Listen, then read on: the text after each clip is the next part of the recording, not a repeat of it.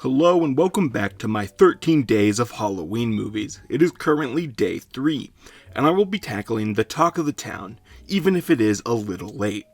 One of the highest praised horror movies of the year, Zach Cregger's Weapons. I somehow managed to go into this movie knowing very little. I don't watch trailers, and I avoided any reviews or discussions around the movie, so I'm excited to see what the hype was about. Weapons is about the follow-up to a classroom of kids, with one exception, all leaving their homes 2:17 a.m. one morning and disappearing. How the community and teacher react. The movie's opening is interesting to talk about. You were told pretty much the whole plot from the child's narration while exploring the setting, characters, and moments from afar. While I find narration lazy, it isn't too bad of a problem here because they tie it back around with the ending and make it unique through a child retelling the story, starting off creepy. But the better part of this opening was just how detached the camera feels. The movie hasn't let you into its world yet. Everyone is filmed from behind them. The camera is far off. You get two varieties of shots in here. Big open ones or close-ups from people's back. The avoidance of people's faces adds to the uneasy feeling of the opening,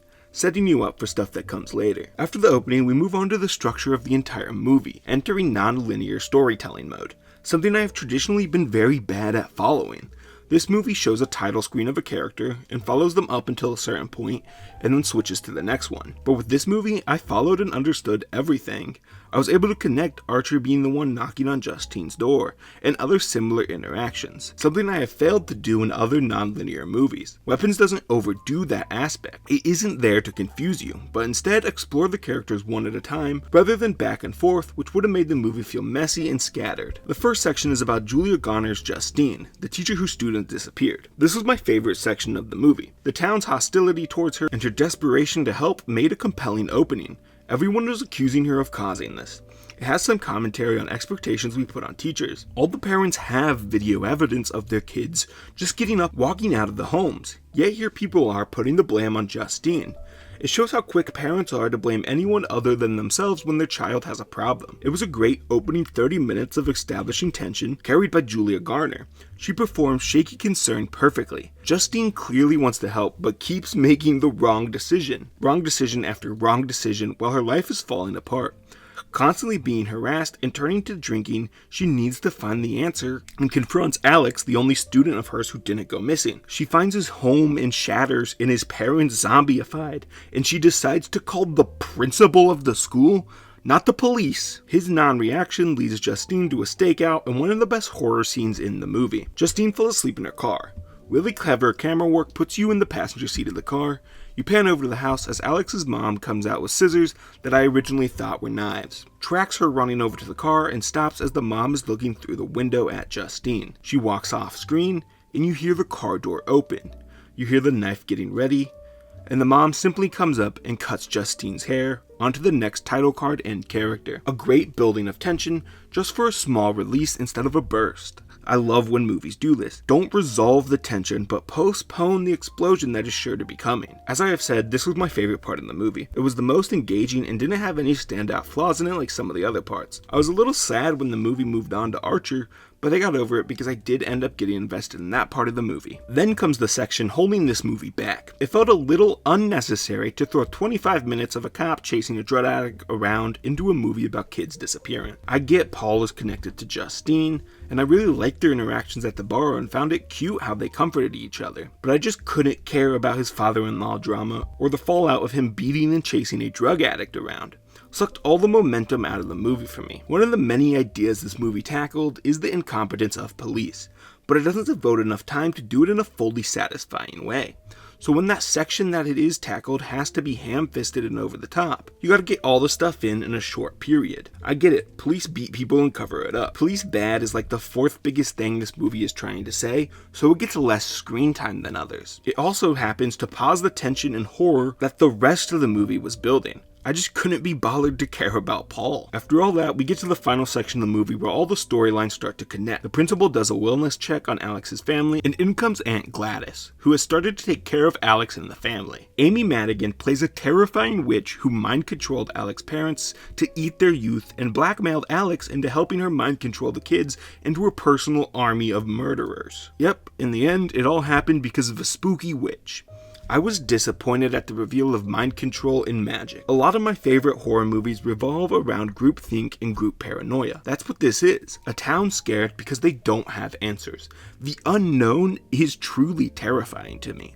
The first half of this is way scarier than the last 30 minutes. I checked out of the horror elements from here. The witch lady is goofy, not scary to me. That's why the ending felt a little flat. Giving the answer to the disappearance, a lame one, keeps this down a little bit. In other movies, I hate hand-waving terror elements as magic. I find it to be reductive and played out. But it works to a certain extent in this movie because it doesn't treat horror with an overly self-serious tone. This movie knows where it's going and has fun throughout. Also, I find that world that we moved into rather fun.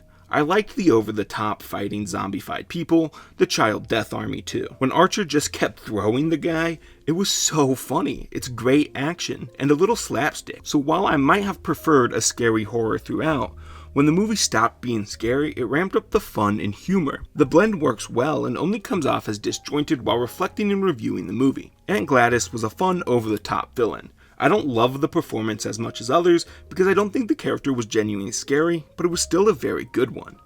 And the character not being scary falls on the script, not Amy Madigan, who did everything in her power to make it scary. I just lose the fear attached to psychological horror when it becomes magical. So what was it all about? There are tons of interpretations of this movie out there. Cregger was inspired to make it after the death of one of his close friends. I clearly see a lot of thematic elements and outcomes from treating teachers poorly, the alcoholism allegories, how guns are bad. The most obvious part showing guns equals bad is when an assault rifle is over the house. With the time they all left, it's clearly a school shooting allegory, but to me the defining thematic elements are division, loneliness, and selfishness. It's a movie about the lack of community and shared care in any given interaction. Justine is alone in life. Alex bullied and only has his parents, and rejects his aunt. Archer misses his kid, lashing out and creating more division, not coming together to find the answer. It's about the lack of community and care for others, how it affects our next generation and ours. That's the big picture I take from it all, coming down to Justine and Archer teaming up. It's them finding each other, coming to an understanding that finally leads to the solving of this. It's when Alex is thinking past himself that leads to the group of kids ripping apart Gladys through his leadership. The final non-narration words is that Archer has failed his son. He did that by being too self-absorbed and not seeking to understand other humans. In the end, I really liked this movie. Even if I have problems with it, I can look past those, much like yesterday's. I'm starting to see an interesting pattern in these horror movies. They have flaws, but it doesn't ruin the movie sometimes. They are a feature, not a bug.